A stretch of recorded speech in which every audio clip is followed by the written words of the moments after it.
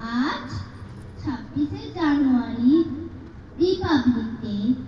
এই দিনটিকে সম্মান জানিয়ে আমি একটি আবৃত্তি পরিবেশন করছি। কবিতার নাম পতাকার 5 রং, সুকান্ত আচার্য। বলো তো দেখি পতাকায় মোদের কয়টি রং আছে?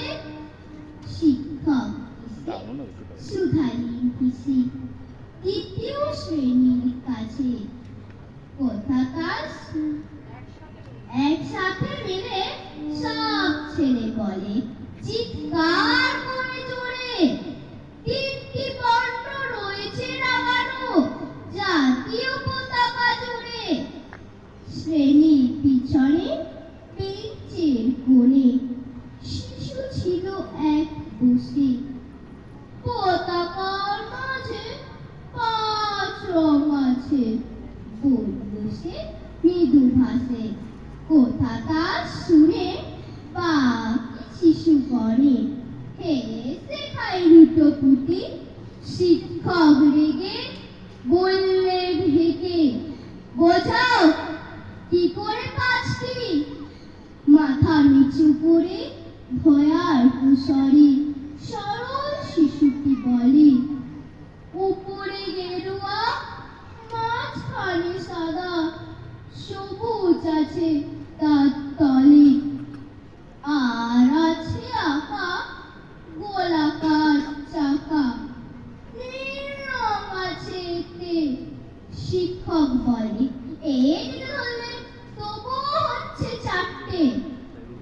অপর শিশুটি বলল তখন, রং আছে আর এক, লাল লাল ছোপ দাগ দেখা যায় ওই পতাকার মাঝে। বাবাকে যখন আনলে ওরা কফিনের ঢাকা খুলে, জোড়ানো রয়েছে দেহখানা তার পতাকা আর ফুলে।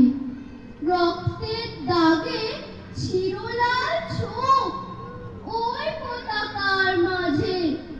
এই নিয়ে মোট হলো 5টি, এবার তো ঠিক আছে? সরল শিশুটি জবাব হারি কাঁপিয়ে দিল বুক। অশ্রু এলো নয়ন ভরে, শুকনো হলো মুখ।